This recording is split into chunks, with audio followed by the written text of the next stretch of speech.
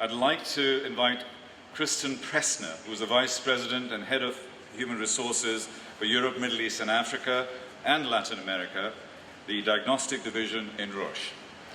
She has... Wait till you hear all the wonderful things before she arrives, because she's, I'm sure, too modest to be able to say that herself, but I shall.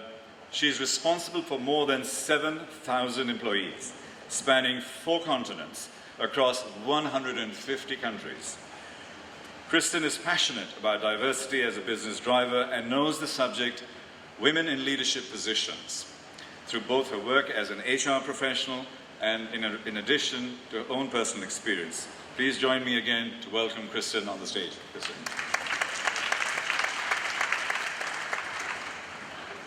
Thank you. Distinguished guests, ladies and gentlemen, thank you for this opportunity to be in the vibrant city of Dubai for this very important event.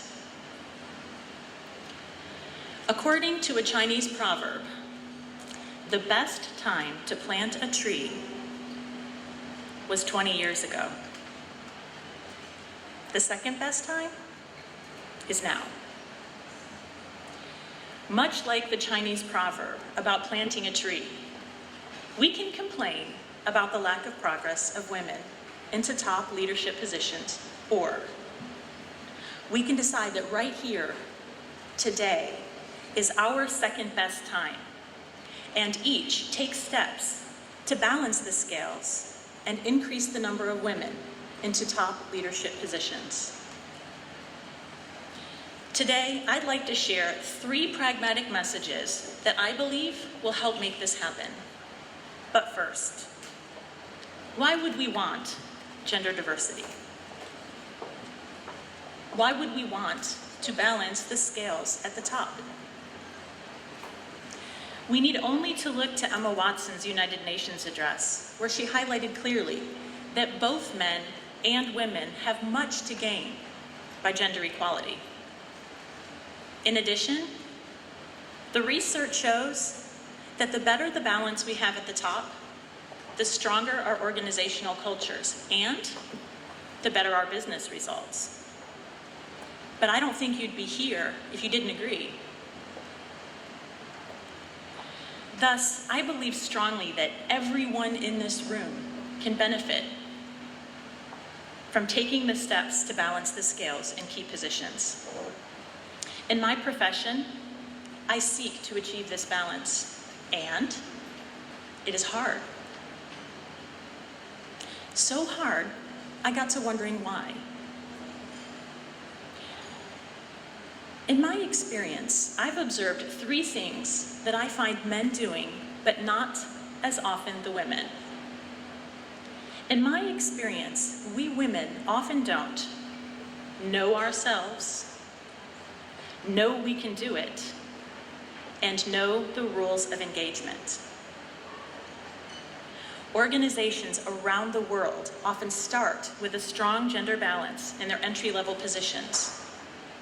But almost without exception, everywhere in the world you look, gender balance is lacking at the top. To use a manufacturing term, we have a throughput problem when it comes to getting women into our top leadership positions.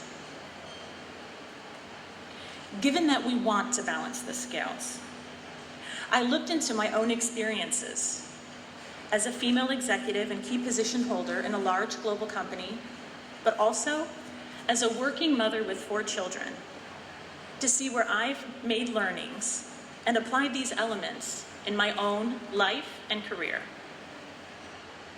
Number 1, know yourself. Who are you? What are you really capable of? I recall returning from my maternity leave with my 3rd child, 12 weeks off, and my work had sat largely undone. I found myself at my desk one day crying. I was exhausted. I wasn't sleeping because I had a new baby. I had 2 toddlers at home, and I'd been working nonstop. 7 a.m. calls, straight through lunch, and late into the evening. I felt angry. And as I explored exactly who I was angry with, I realized it was with me. I had no boundaries. It was in that moment that I realized I couldn't do it, not physically, not emotionally. And then I made a list and a deal. The list was what it would take to make this work for me for right now. Things like how much can realistically fit in a day, whether or not I could work through lunch every day. I need to eat. And also, how would I focus on only the most important things? But I also felt like I had to make a deal with myself. That if implementing my list of boundaries meant that my organization no longer saw me as a high potential, or my career stalled, or I had to work for somebody who honestly should have been working for me, I could live with that. What happened? I got promoted. I started showing I could lead myself. I started acting like an executive. As paradoxical as it seems, you really have to take the time to know yourself, to know what you can and what you cannot do. So set boundaries. Be conscious about them. Be willing to live with the consequences. At some point, you have to know yourself. The tricky bit is when you think you're setting boundaries, when in fact, you are scared, as I almost did. Number 2, know you can do it. Have you heard of the confidence gap? This idea that women somehow lack confidence, and this is the reason there are fewer in top leadership positions. I struggled with this, and I found myself looking up the definition. Confidence, a feeling or belief that you can do something well or be successful at something. Struggling to find her confidence. Looking at my career, I see many examples of courage and confidence. I have applied for and gotten a job where I met none of the hiring criteria. I've built a global career outside the country where I was born, and I'm raising 4 wonderful children, and I am happy to show you photos at the break. And I'm standing up here in front of 400 plus people to give a keynote address for the first time in my life. So yes, I have some.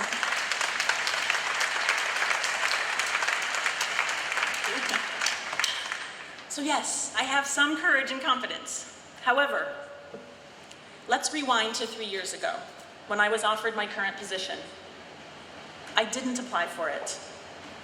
I probably wouldn't have. I was approached. I had a discussion. And the next thing I know, I was offered the role. Head of Human Resources Europe, and Africa, and Middle East, and Latin America. Or as I affectionately call it, half the world. I was surprised to be offered a role responsible for human resources for over 150 countries. For most of the countries, I didn't yet know where they were. And the first thing that came to my mind were a number of really good reasons why taking this job was a terrible idea. I'd never done a job like this before. 50+% travel and 4 kids, an hour-and-a-half commute each way. I could have stopped there, turned down the job, citing it being a bad match for my family, and everyone would have completely understood. I might have even slept well that night thinking, good job, Kristen. Knowing yourself, setting boundaries, making the right decision. Before I had a chance to decline, a colleague said to me, "Oh, you'd be great at that job." That was it. You'd be great at that job. They clearly saw something in me that I didn't yet see in myself. And the question got me thinking something that I realized I probably already knew deep down. I have managed steep learning curves before, and I could do it again. I could be successful. Maybe not on day one, but I could find a way to be successful. I could be great at that job. When I was honest with myself, I realized I was hesitating. I was underestimating my abilities. And the research shows that women systematically underestimate our abilities. No one gets the promotion if you don't believe in yourself. The natural result of low confidence is inaction. When we women hesitate because we aren't sure, we hold ourselves back by not acting. However, one of the best ways to gain confidence is to do something scary and be successful. Sometimes, all you have to do is believe, to know you can do it. It's like a cold splash of water to the face, and it can help you, or you can help another woman bridge a momentary lapse of confidence. That momentary lapse of confidence, that hesitation, as normal as it is, it has implications. Number 3, know the rules of engagement. Recently, a colleague shared with me that he had an important vacancy on his team and had decided on his preferred candidate, a woman. She came to interview with him and promptly shared with him a number of reasons why she was not the best candidate for the role. She hadn't led teams before, the products were new to her, she was new to the industry. This happens all the time. And I ask myself, why do women do this? I think it comes from not understanding the interview rules of engagement. Our role in an interview is not to present a balanced view of ourselves, to show that we're honest and have integrity. It is to sell ourselves as the best candidate for the job. I asked that leader how it felt, her sharing all those reasons why she was not right for the role. And the impact of that scared me. He said, "She gave me a reason to doubt." She gave me a reason to doubt. He, who had been ready to give her the job. In the end, he believed in her. He knew he had something to gain by bridging her momentary lapse of confidence, and he gave her the job. We can all bridge these moments for one another. As somebody who has visibility into how things really work, I often find myself sharing these rules of engagement with women. There are a lot of these. I'll share 2 more. Number 1, confidence can trump competence. Did you catch that? If you apply for a role and you don't meet 30% of the hiring criteria, that's normal. I spend a lot of my time ensuring we have appropriate succession candidates for our key positions. And I can assure you, there is no such thing as a perfect candidate. And just to be clear, men don't point out their gaps. They sell the 70% they meet and their ability to learn the rest. Women, if you are having a momentary lapse of confidence, it is not expected that you share this in the name of honesty. Don't give a leader, man, woman, or yourself, a reason to doubt. And while we're at it, please, stop using words like lucky to describe your hard work. Confidence can trump competence. Recently, my husband and I were invited to a big event in Germany, overnight, about a 3-hour drive from our home in Switzerland. We left our children, ages 8 to 13, with a babysitter and headed out. Just as we arrived, we learned that the babysitter was sick and had to leave immediately. We had 4 children home alone, in another country, a 3-hour drive away, an hour before the event was to start. I called home and spoke to my 2 oldest, our 13-year-old son and our 12-year-old daughter. I asked each to step up and be in charge until we could return. Our boy said, "No babysitter? No problem, I got this. How much are you gonna pay me?" Our daughter hesitated. "I don't really feel comfortable being home alone. I don't like the idea of being left in charge." One child was confident. One hesitated. As we were returning from our trip, my husband and I discussed how much we should pay the 2 children we had left in charge. And I said, "Boy, our son really stepped up. He was ready to lead when we were in a bad moment. He should be paid more." My own words stopped me in my tracks. One child was confident, one hesitated. Both were equally competent. Confidence almost trumped competence. Why do women hesitate more? Why had this gender difference played out in my young children? And why did I, someone with a heightened awareness of these dynamics, almost let confidence trump competence and create a pay gap? In the end, I could use this as a teachable moment for my daughter on confidence, but more importantly, for myself. But the whole situation made me wonder, if they had both positively responded to my request, how might I have viewed them then? This brings me to the second rule of engagement. The rules are not always fair. There are differences in how men and women leaders are perceived for doing the same thing. And we need to be aware of it.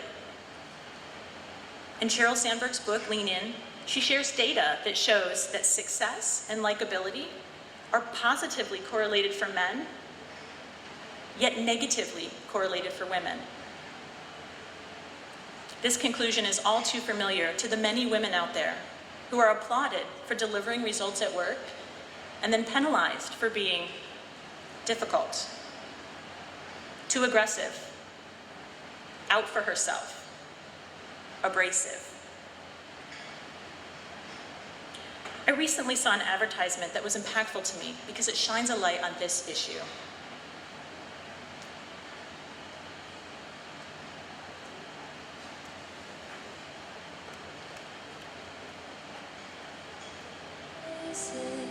Worn out places, worn out faces, bright and early for their daily races, going nowhere, and their tears are filling up their glasses. No expression, no expression. Mad world, mad world.